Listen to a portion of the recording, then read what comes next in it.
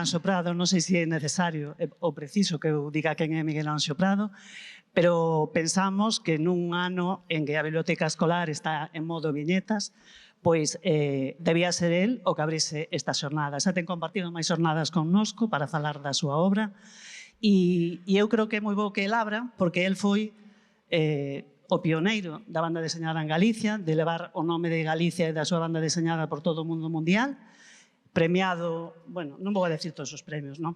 Verdad? Tedes o dossier para velo, pero bueno, premiado tamén por medio mundo.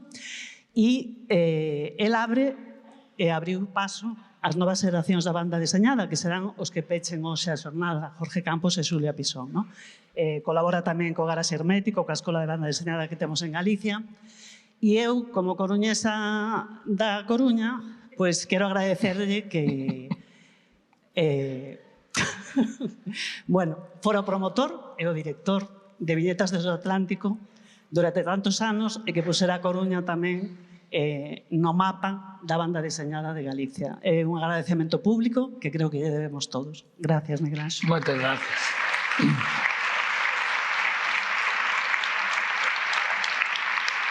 Moitas gracias.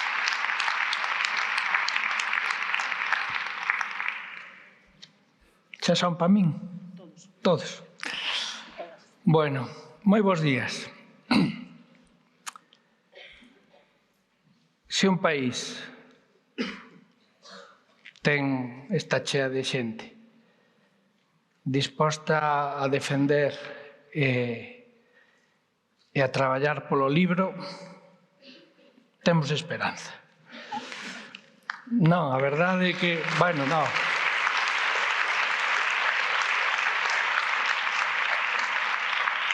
De verdade que non foi unha maneira de gañarvos así xa de inicio, sino de transmitirvos a emoción que me produce ver o auditorio cheo e Elena o pode testificar que yo dixen nada máis entrar.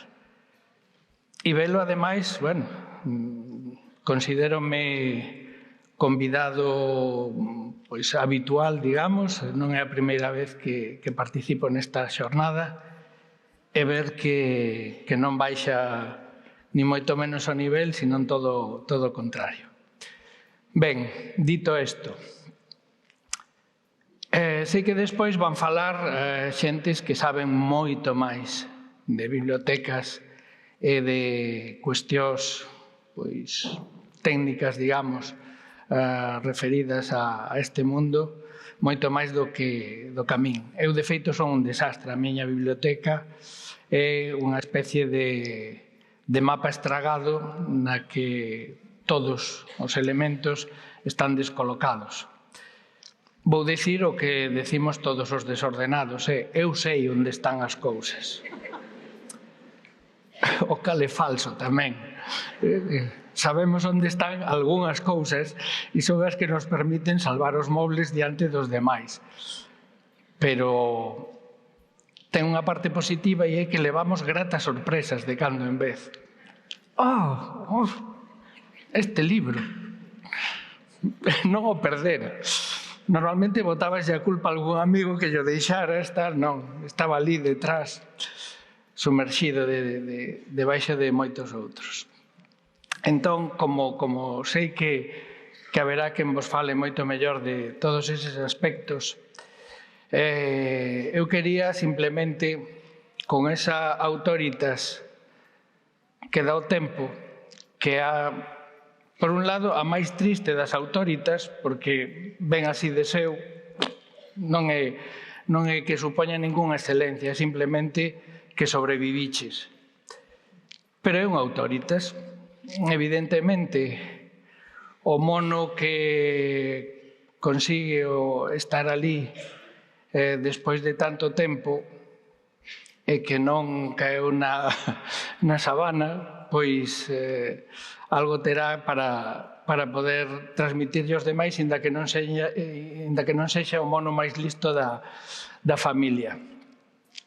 E con esa autoritas, digo, pois é a única parte do que falaba Elena que é certo. Levo tantos anos metido en isto da banda deseñada que, bueno, que simplemente por eso, por vello máis que por diaño, sei determinadas cousas. Entón, dou por seguro que prácticamente todo o que vos vou dicir vos xa o sabedes. Pero é tamén un dos privilexios de estar deste lado da liña, que tedes que aguantar. E ten o efecto positivo, se é así, da confirmación. Sempre nos gusta que nos confirmen as nosas ideas. Entón, se algo do que eu diga agora confirma o que vos xa pensades e sabedes, imos a ir daqui todos contentísimos. Ben, este ano dedicades a xornada precisamente a banda deseñada e a súa inclusión nas bibliotecas escolares. Por extensión, vou pensar que en todas as bibliotecas. E o que pretendo facer é unha especie de repaso dos papéis de nobleza, é dicir, por que iso ten que ser así? Por iso titulei a miña presentación Imprescindibles vedetecas. Agora eu desaparezo, en teoría. Ai, xa está aí, dese lado. Vale, vale. Eu me estaba vendo a mí mesmo, claro, está aquí. Teño que recoñecer que hai unha parte dese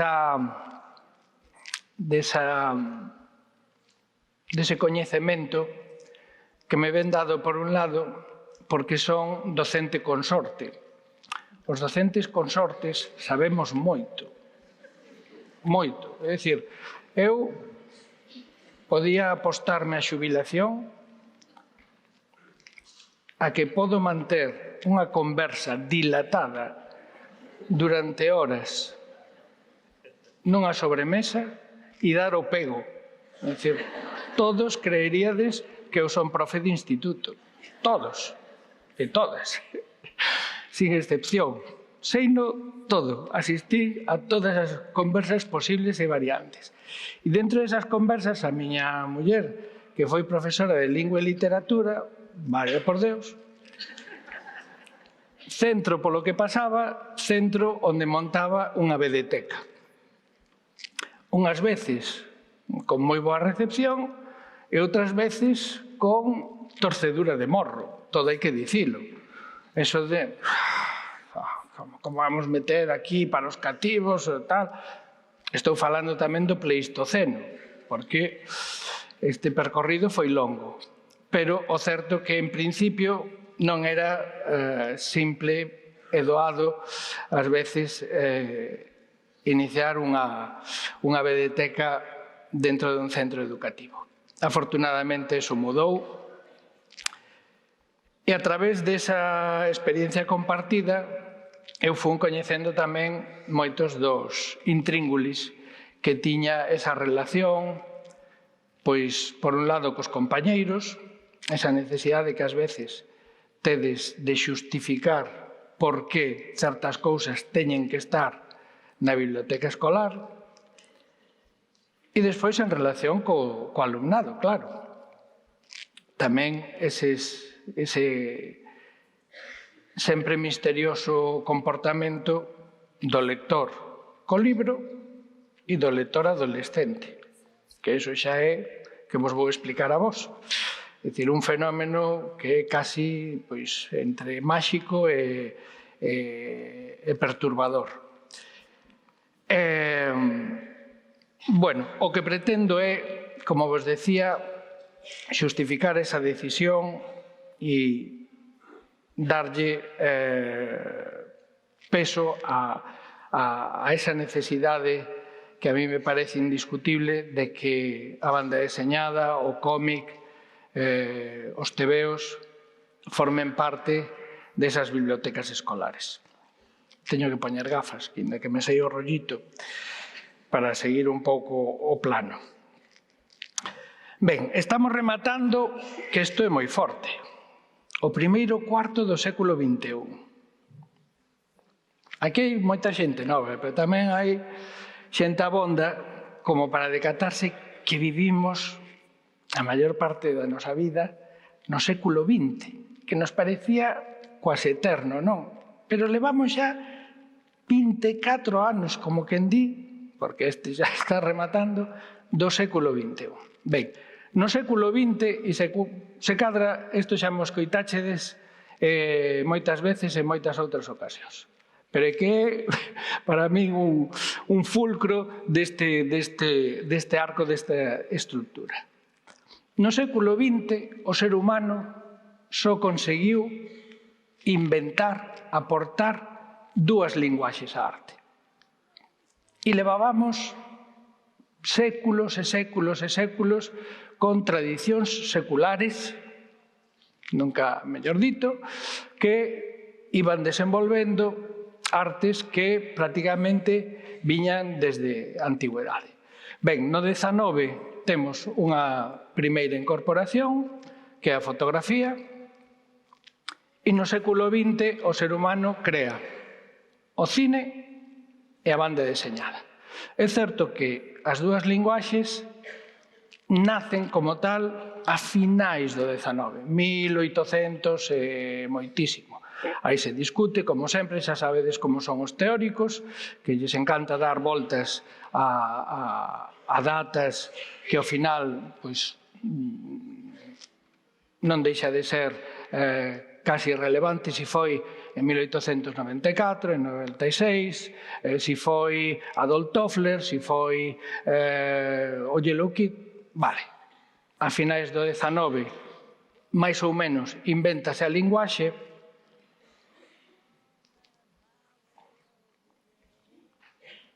Hacia onde teño que apuntar?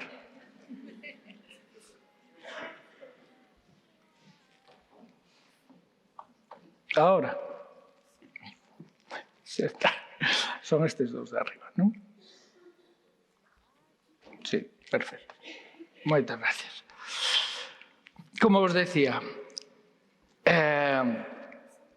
entón, a principios do século XX, xa estas dúas linguaxes que nacen no XIX toman corpo e comeza a haber xente que as desenvolve.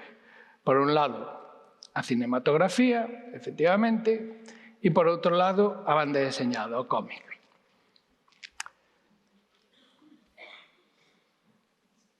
Seguramente non é casual que estas dúas linguaxes nazan xuntas, por separado, porque todo hai que dicilo, son irmáns, pero que non nacen na mesma casa. Nacen por separado e se van atopando. E as dúas comparten moitos elementos. As dúas son narrativas, esencialmente narrativas, as dúas son híbridas, o que fan é mesturar outras linguaxes previas, e, de feito, as dúas mesturan variantes do mesmo, que é a palabra. De feito, o cine, cando comeza, nin sequera tiña palabra. E a imaxe. E o fan, pois como poden. Xa digo, o cine sustitúe a palabra, de feito, por efectos sonoros, unha tipa cunha pianola dentro do recinto onde se proxecta, e, no caso do cómic, seguramente o do Yellow Kid é un dos máis chamativos, porque o autor o que inventa é escribir os textos nesa camisola que levaba o personaxe.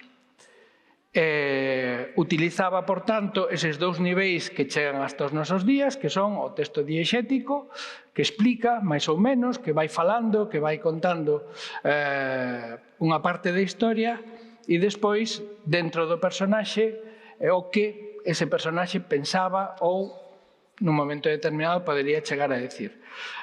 O paso seguinte é o famoso bocadillo, que todos coñecemos, que é sacar xa ese texto do propio personaxe e, a partir de aí, pois é desenvolver xa unha técnica que, como decía, chega hasta os nosos días.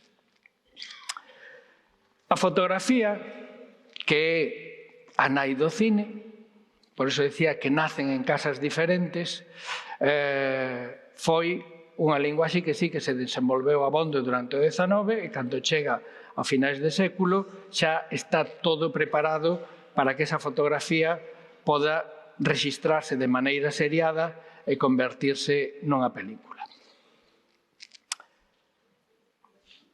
E no século XX, do mesmo xeito que no XIX viron nacer cómic e cine, no século XX nos vimos nacer outra linguaxe nova, o videoxogo. E nace igual, nace como un medio de ocio, porque o cine e o cómic nacen como medios de ocio. E o videoxogo nace do mesmo xeito.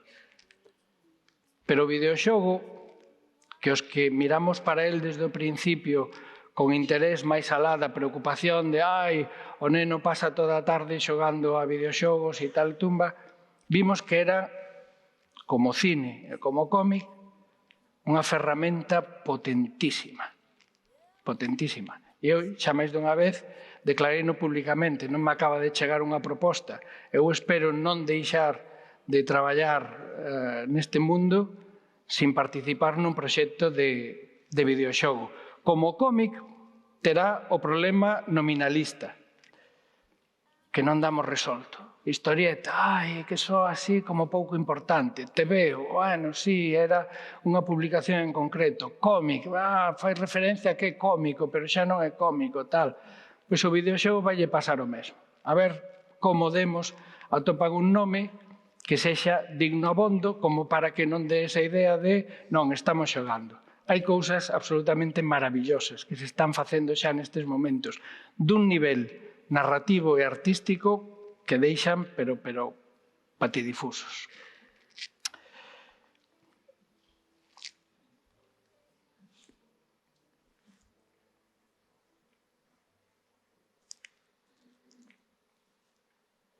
Isto é o que se está facendo agora. Este é o último Elden Ring.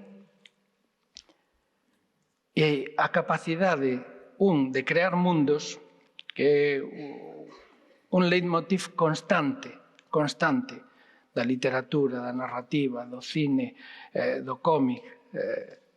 Esa opción de crear mundos, unhas veces fantásticos, outras veces son unha reviravolta do noso propio mundo, da nosa propia realidade, é unha das capacidades do ser humano, que é xustamente artellar alternativas á realidade e facelas dun xeito máis ou menos científico, pero asumibles. Cando digo eso, tan asumible como cando Kafka nos di que Gregor Samsa esperta un día sentindo que ten patas e élitros. Entón, un autor consigue meternos nun mundo alternativo, de xeito que pode non ser, xa digo, científicamente admisible, pero que na nosa cabeza funciona para enfrontarnos a todas as vicisitudes que a realidade nos vai poñendo diante día a día. E, nese sentido, fago unha defensa pero ardente e manifesta da fantasía por un lado, pero sobre todo da capacidade de alteración da realidade das artes. E que sin elas, se nos quedamos circunscritos á pura realidade, o único que estaremos facendo será un acta notarial. E o cómic tivo esa vontade desde o seu primeiro momento. Non pretendía ser un notario, senón que o que pretendía era dar constantemente alternativas posibles a esa realidade, unhas veces máis fantásticas e outras veces máis pegadas ao real.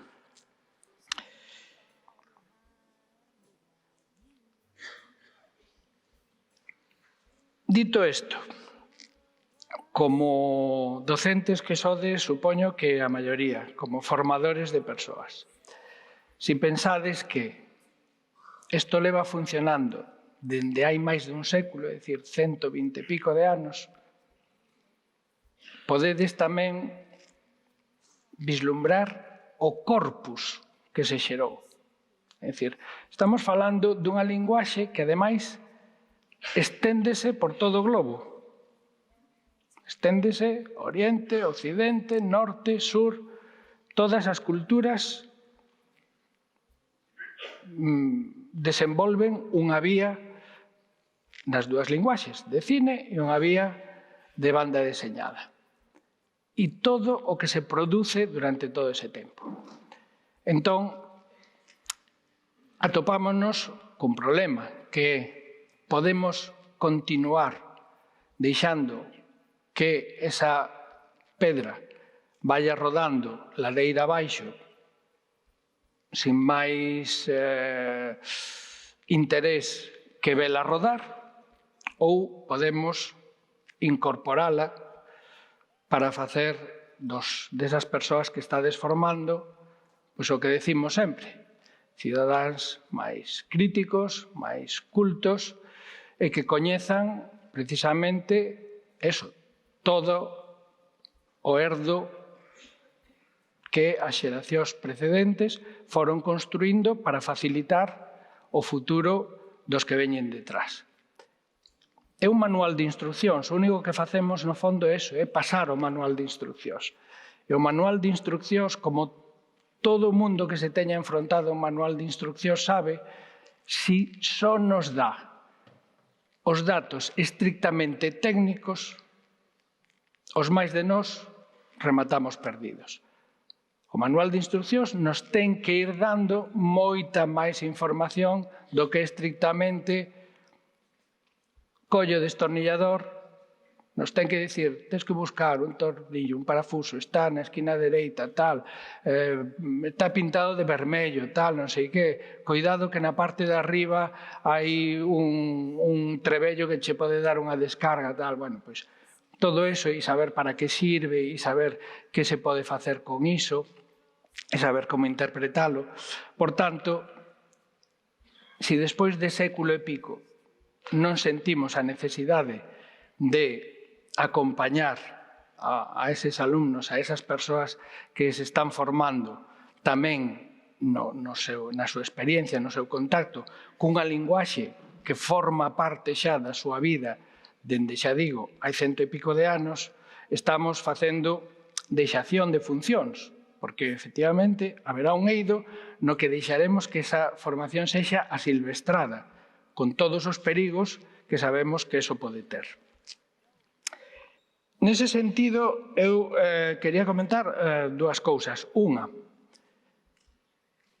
a experiencia que durante estes 25 anos eu tiven en Viñetas desde o Atlántico, vendo as exposicións, vendo a xente que pasaba polas exposicións, e despois, bueno, tamén a nivel persoal, con xente da familia, coñecidos e tal, do que supón non ter unha experiencia previa na lectura de banda deseñada, que nos parece obvio como ver a televisión.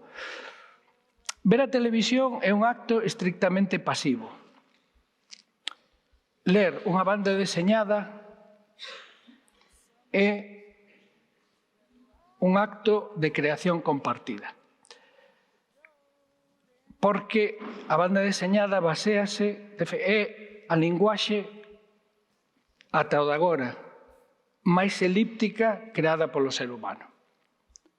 Ningunha das outras ten a carga elíptica que ten a banda deseñada. Entre unha viñeta e outra, indefectiblemente, hai unha elipse narrativa. E esa elipse narrativa ten a que encher o lector. A nivel neurolóxico, se hai aquí algún neurólogo ou neuróloga, por favor, que me dé a razón, entón quedará mellor a cousa, pero do que eu teño falado con xente que sabe, o que eso fai no cerebro humano é máxico. É dicir, o que esperta nun cerebro en formación esa capacidade para encher os valeiros que hai entre viñeta e viñeta que non o dá ningunha outra linguaxe. Polo tanto, se non teñen banda deseñada, non van facer ese exercicio, non van ter esa experiencia. Esa experiencia de que dentro da súa cabeza eles van crear esas partes que faltan. De feito, facemos sempre a broma, de decir, os autores de banda deseñada damos un 10% de historia. O 90% restante o ten que poñer o lector.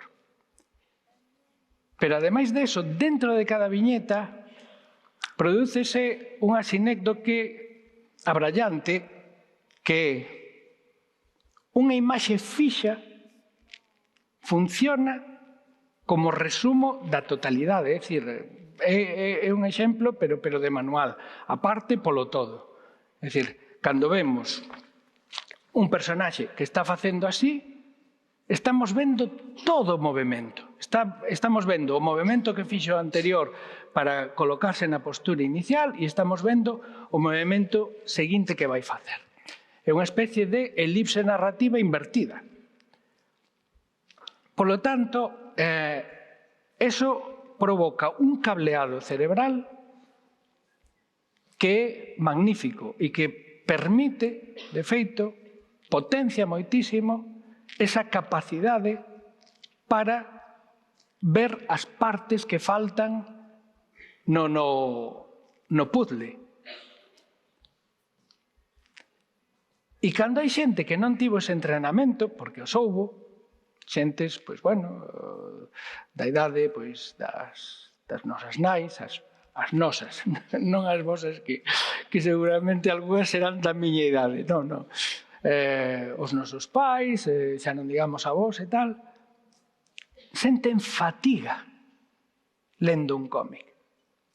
E ves que rematan perdidos diante dunha páxina de cómic precisamente porque non están entrenados nesa construcción da elipse constante.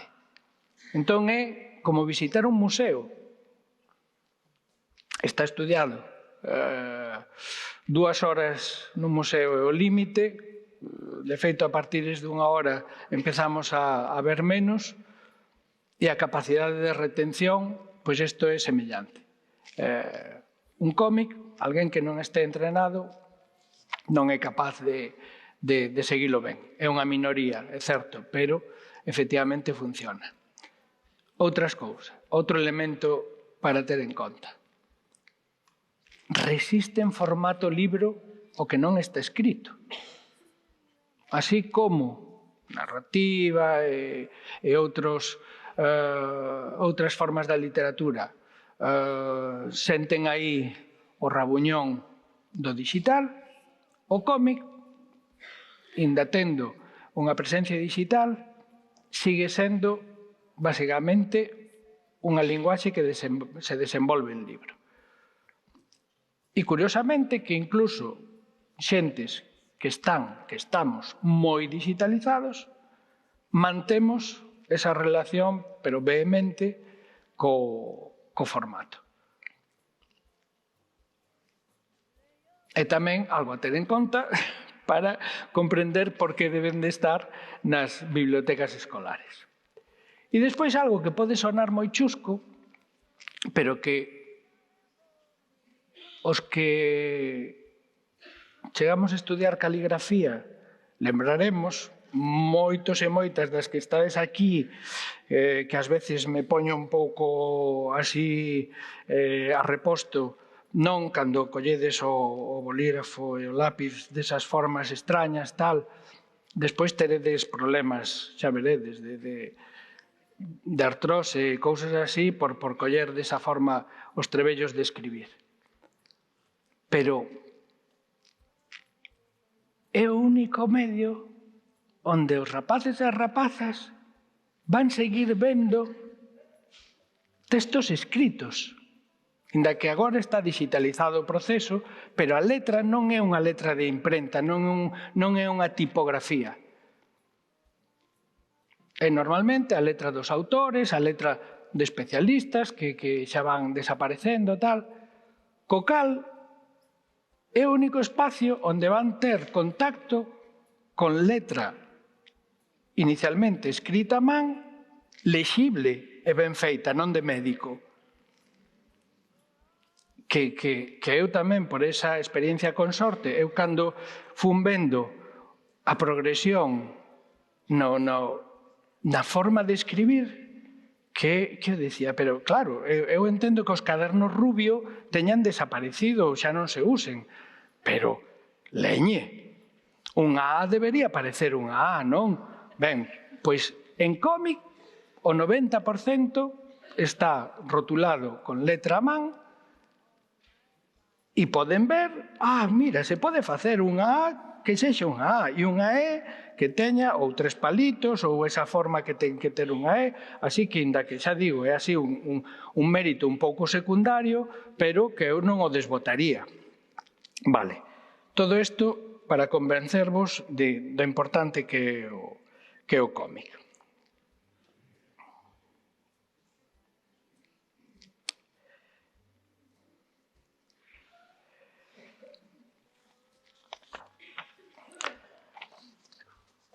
Dito isto, e como creo que xa vos din razóns abondas para pensar, bueno, non é unha tontería, temos que facerlle algo de dedicarlle algo de caso a esta cuestión da banda deseñada, e igual ao final resulta que sí, vos decía que é global. Efectivamente, foron xurdindo por todos lados. E podemos pensar neses 3 polos fundamentais, Xapón, Europa, Estados Unidos, van saindo ademais ao mesmo tempo nas 3 culturas e seguro que temos cantidade de imaxes comuns na cabeza. Por suposto, pensamos cómic europeo, Tintín, claro, Tintín. Pensamos cómic europeo. Seguimos pensando en cómic europeo. Asterix, claro, Asterix, por suposto. Por moito que o revisemos, efectivamente, Hergé era un tipo, pois bueno, moi conservador, chegou a decir algunhas cousas bastante impropias, tal. É o do manual. Non podemos queimar o manual porque teña páxinas que non nos gusten ou que sean impropias. Temos que poñelas en contexto, é dicir, isto é impropio, isto non se debe usar. Pero non podemos queimar o manual, non podemos queimar Hergé porque teña feito Tintín no Congo, efectivamente, non o vamos discutir, é unha visión colonialista, paternalista, tal, pero non podemos queimar Hergé. Hai que ter cuidado con eso. Unha vez que o queimemos, desapareceu.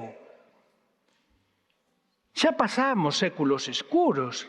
Xa sabemos o que supuxo arrasar co herdo dos gregos e dos romanos. Tardamos séculos en volver a saber como levantar un edificio dignamente. Non sabíamos, pero como fixeron isto? Inda hoxe en día os meus colegas de estudos arquitectos se maravillan ante o Panteón. Joder, como puideron facer isto os romanos naquel tempo? Claro, non podemos queimar o manual. O manual hai que conservalo e hai que decir, non, esta páxina non hai que facerlle caso. Pero ao resto sí. E Tintín é unha obra cume. Este tipo fixo que a xente chegase á Lúa, eso teredes visto centos de veces. Os propios da NASA alunizaban e alucinaban. Joder, un paisano ali cun taboleiro de debuxo desde Bélxica foi capaz de imaginar prácticamente paso por paso todo o que fixemos despois nós para chegar á Lúa. Entón, seriedade. Con Asterix, bueno, pois pensando que o señor Goscinny era un señor catedrático, é dicir, non era un pernas calquera. Todo ese xogo que fai, chusco e divertido, con os povos de Europa, as distintas culturas, tal, son un pé magnífico para falar de toda esa diversidade cultural que conforma un proxecto no que quero pensar que os máis de nós creemos e pensamos que é o futuro. Chegará. Pero pode ser simplemente un divertimento. Home, se cadra hai por aí algunha tese explicando por que Mortadelo e Filemón ten unha trascendencia no pensamento occidental, tal. Non creo que sexa necesario. Francisco Ibáñez fixo unha labor tamén titánica divertindo a sociedade española xeración tras xeración durante anos e anos e anos e anos dun xeito incombustible. Eu terei que agradecerlle aquelas noites nas que en teoría as luces estaban xa apagadas e desde o noso dormitorio escoitábamos as gargalladas do meu fillo que non podía evitalo, é dicir, acender a luz sin que nós nos enteiráramos e estaba lendo Mortadelo, pero non podía evitar, claro, ríase a gargalladas, co cal, bueno, esa sensación que é impagable de ver como o teu fillo, a intelixencia do teu fillo está desenvolvéndose, despertándose gracias tamén a outra cousa que hai que defender a ultranza, o humor. O humor é, ás veces, unha ferramenta incómoda, pero hai que defendela. É o mesmo que o do manual. Hasta os zurullos dos reis e nobles medievais na súa concepción absoluta da vida, tiñan esa figura do bufón, ao cal lle estaba permitido decir cousas que eran moi incómodas e moi desagradables. Pero, con esa excusa do humor, os poderes tamén, ás veces, tiñan un certo nivel. Hai que dicir tamén que, bueno, que o resto da sociedade pouco lle podía importar que o tipo aquel cos cascabeis na cabeza lle dixera ao conde que era un tal. Pero, bueno, cando menos existía esa ferramenta. E temos clásicos. Corto Maltés, que empeza tamén como un personaxe de aventuras, con Corto Maltés vendeu roupa a Adolfo Domínguez, venden perfumes Dior, creo que fixeron un perfume masculino. Corto Maltés. Destes, agora vense menos, pero sí, na nosa época era máis fácil atopar corto malteses de discoteca, non? Esta forma de poñerse así. Quen non quixo parecerse a Corto Maltés en algún momento da súa vida? Eu cheguei a comprarme un casaco destes mariñeiros, tal. Non era tan longo como este, nin tiña aquelas lapelas, pero... Corto é o mesmo. Corto fai un repaso histórico que pode ser máis ou menos fidedigno, pero que móvese nunha realidade histórica que non falsea, é dicir, podemos pensar en algún momento que está alterada pola ficción, pero que respeta o básico. E nestes momentos, eu creo que tamén motivo de orgullo e satisfacción pensar que un personaxe como este foi herdado por dous autores españoles como son Juan Díaz Canales e Rubén Pellejero, que son os que están continuando a serie cando se decidiu retomar o personaxe e que o están facendo, digo xa, de cara ás vedetecas, dun xeito super respetuoso co que foi o personaxe tal e como foi creado por Hugo Pratt, o seu propio espírito, super respetuoso no formal, porque sendo unha versión moderna do corto respeta as esencias que tiña o Corto Maltés de Hugo Pratt, e porque non só non renuncia, sino que afonda no carácter de revisión histórica dun momento determinado dos episodios polos que vai pasando Corto Maltés. Do outro lado, nos americanos, non é únicamente superheróis o cómic americano. De feito, o cómic americano, en principio, son autores como Alex Raymond, como Hal Foster, como Milton Caniff, que teñen unha concepción completamente diferente. No caso de Alex Raymond, por exemplo, un dos personaxes máis coñecidos é Flash Gordon, que é tamén unha fantasía cósmica. É curioso como nunha época na que aínda non estaba plantexada esa conquista do espacio xa empeza a ser parte desa mitoloxía colectiva, esas vidas en outros planetas e esas posibilidades de desenvolver culturas que non sexan estritamente a que coñecemos na Terra. Por suposto que sí, os superheróis, seguramente os dous exemplos máis claros, Superman e Batman. Non os menospreciades. Non os menospreciades. Por un lado, desde o punto de vista máis chusco, pode ser unha forma estupenda de entender como funciona a sociedade norteamericana e como funcionan os valores polos que se rixen.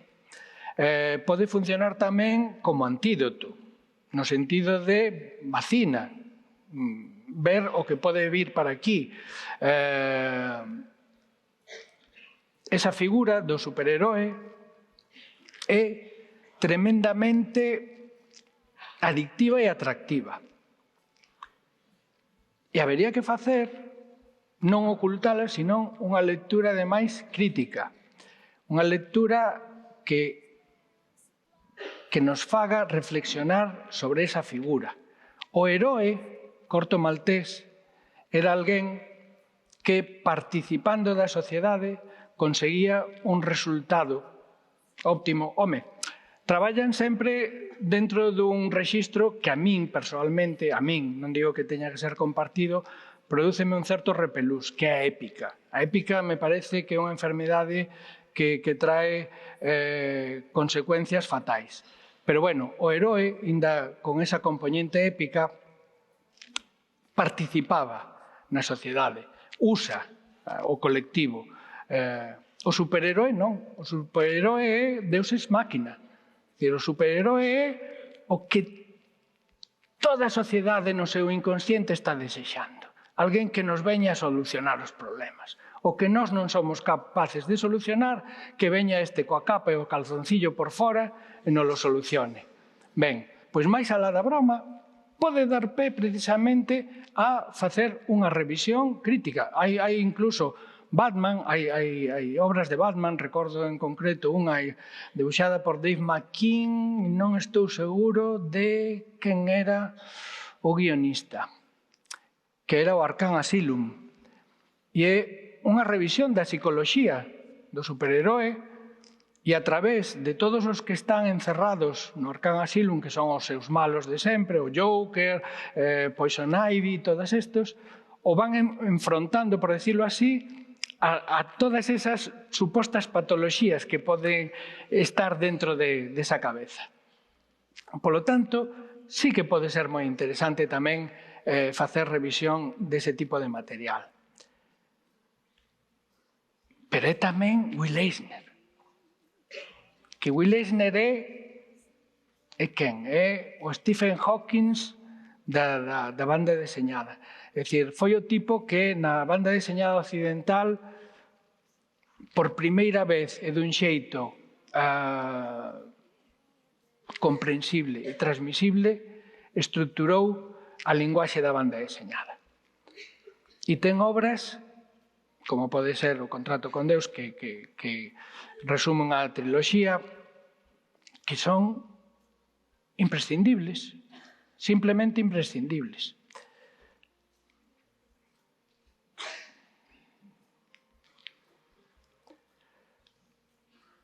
Os americanos teñen unha capacidade, é menor, os franceses teñen a capacidade de fagocitar.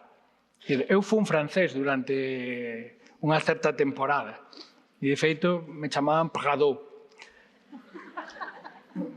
Fixérono con tanta xente que están super ben entrenados. Eu chapó, vamos, é admiración absoluta a esa capacidade de incorporar.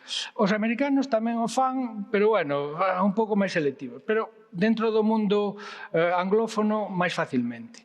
Alan Moore, soará, Watchmen é iso tamén.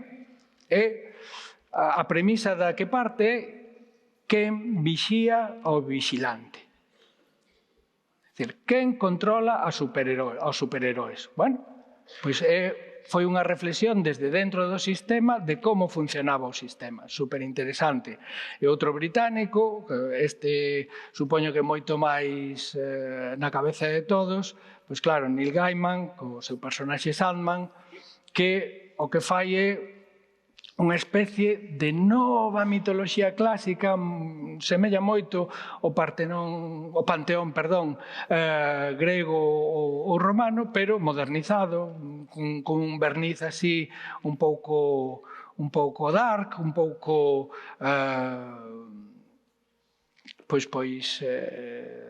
eso, máis oscuro, non me sei a palabra. Bueno, deixémolo. É gótico, exacto, moitas gracias. E no outro lado, Tezuka, que ao mesmo tempo é o pai do manga xaponés e ten obras imprescindibles, e entre elas Adolf, que é unha historia magnífica. Un rapaz xudeo que vive en Xapón, outro que é mixto de xudeo e xaponés, non, de xudeo alemán, me parece, e o propio Adolf Hitler. Bueno. Pero, evidentemente, tamén é o que chega hasta os nosos días. Coñecemos esa vinculación entre o manga, o anime, que é o debuxo animado baseado en mangas. One Piece é unha especie de biblia para a xente menor de 30 anos. Incluso os de 30. Os meus fillos están todos os dous por encima dos 30 e One Piece é unha referencia ineludible. Ou autores como Taniguchi, que sería o equivalente casi ao Will Eisner, o que pasa que, bueno, máis recente. As historias de Taniguchi que son a maioría delas, non todas, pero a maioría, dunha cotidianidade sobrecolledora, é dicir, ves personaxes vivindo as súas vidas, está moi en relación tamén con esa parte da narrativa e do cine xaponés que é quen de contarnos esa cotidianidade, inclusive a parte culinaria e tal, dese xeito tan fascinante, tan atractivo. E con eses ritmos tan peculiares tamén, que é unha narrativa moito máis pausada da que podamos estar habituados tanto en Europa como en Estados Unidos. Latinoamérica foi unha especie de campo de hibridación.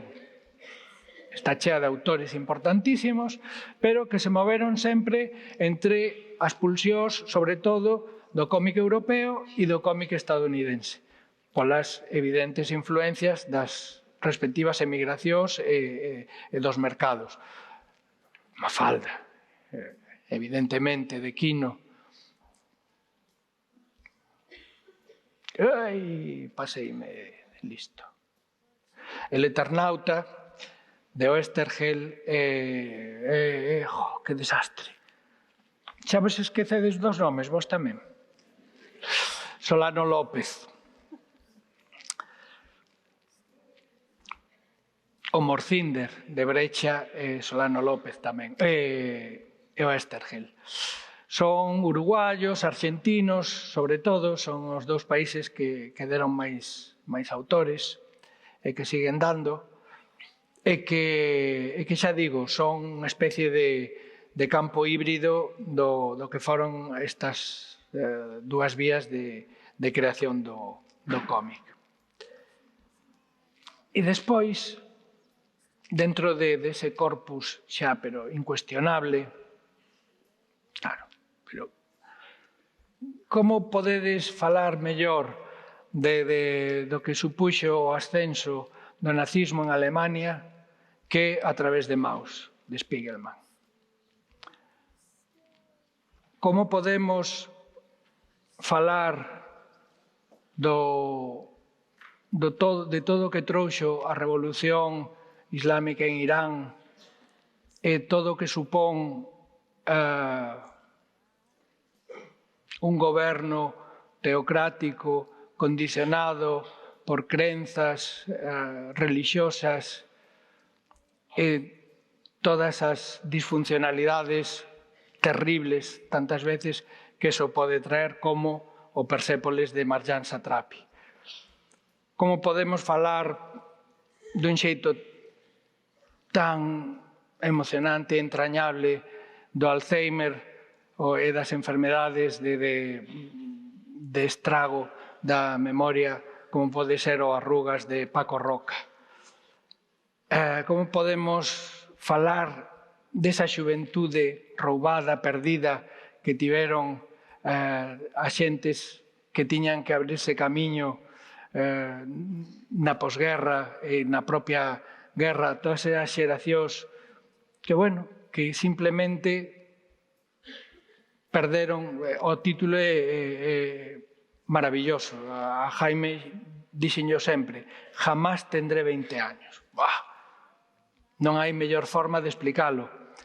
Por certo, o cómic moitas veces aseméllase moito á poesía, porque ten unha necesidade de concreción no seu texto que obriga a un traballo que se aproxima moitísimo. Non digo que sexa poesía, hai algúns que sí, pero que desde logo non lle permite, vou non decir en plan simpático, a verborrea do narrador de novela.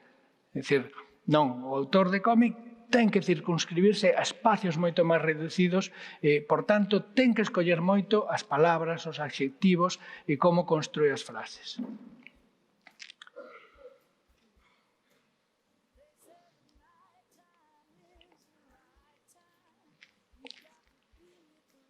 Unha realidade que foi, que estaba aí, que escoitábamos falar, os bebés roubados, os nenos roubados e dados a outras familias. Pensamos na posguerra, no franquismo, non só, chegou hasta aí pouquísimo, hasta os anos 70, 70 e pico. E había nese entramado xentes, entre aspas, de ben. É dicir, non era un asunto do lumpen, dos marxes da sociedade. Non, non. Estaban implicados médicos, psiquiatras, relixiosos.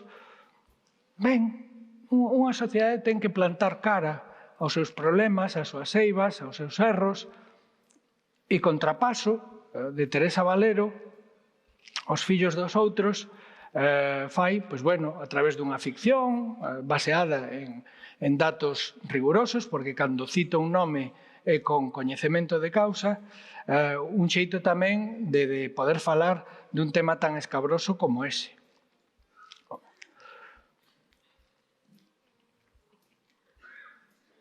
Non quere. Pois sentindo moito, vos quedades sin os enciclopedistas, que era...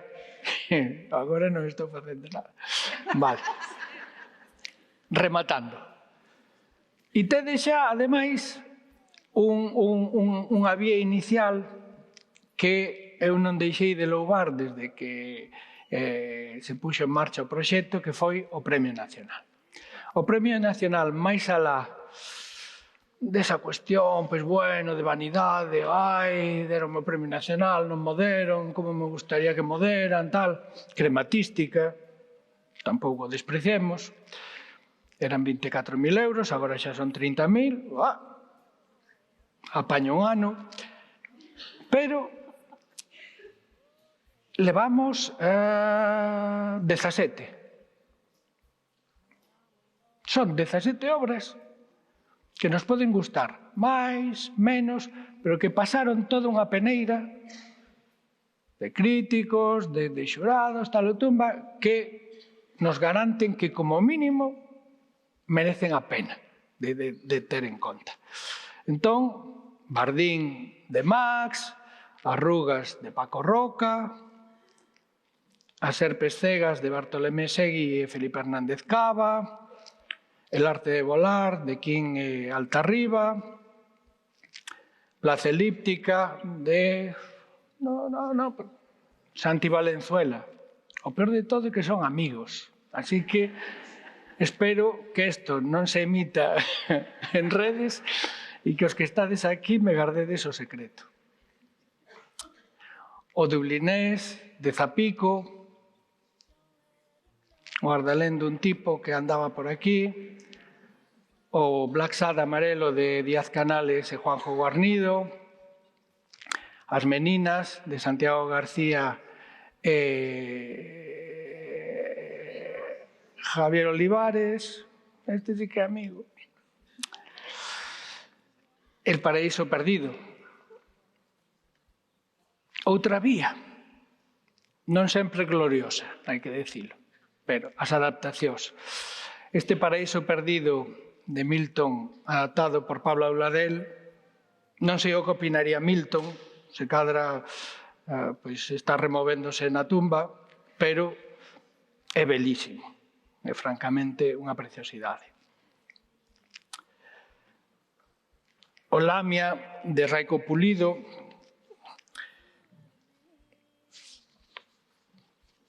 o Estamos todas bien, de Ana Peñas, xa chegamos ao final. Ai, el día de Miguel Giner e ai que non teño a lista. Vese na pantalla, claro. Pero como é Cristina Durán, jová, macho, que horror.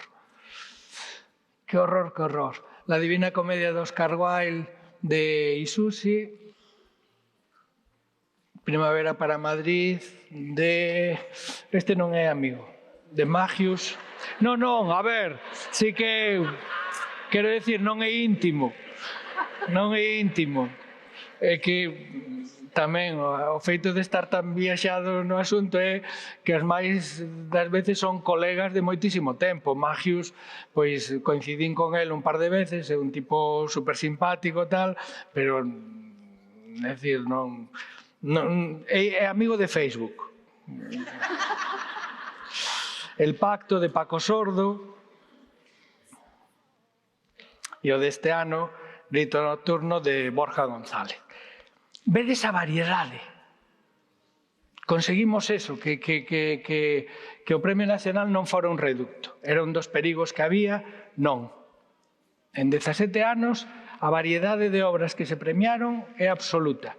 Tedes todos os rexistros posibles. Todos. É alucinante, pero neste repaso de 17, tédelo todo.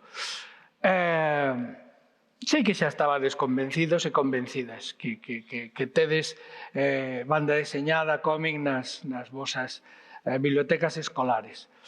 Pero espero que despois deste repaso, o que vos decía, que vos sintades reforzados nos criterios, que teñades argumentos para a cafetería do centro, que sempre é importante, cando estive na biblioteca e vin que había ali un libro dun gato, pois sí, é o Black Sad, e é importante tamén, claro que sí. Foi Premio Nacional. Hostia. Bueno, non o dixen isto.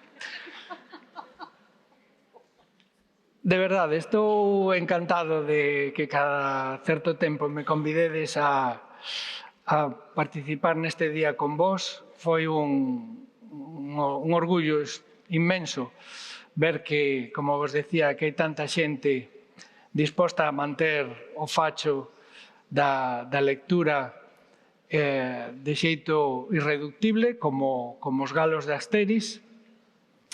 E nada, que agardo que non vos teñades aburrido durante esta charla e que vos teña servido de algo para o que ven despois, e cando vos falen de xeito xa pois máis serio e con máis coñecemento de causa da incorporación da BD ás bibliotecas escolares, pois, bueno, que esta introducción vos servise de aterrizaxe no tema. Moitas gracias.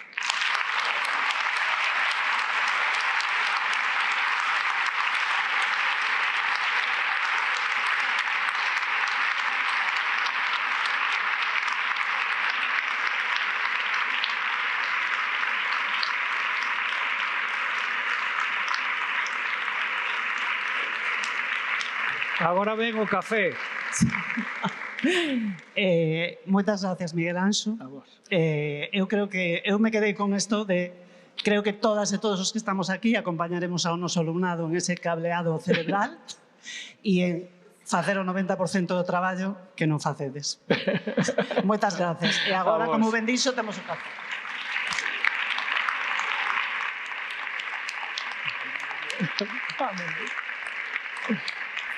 Vámonos.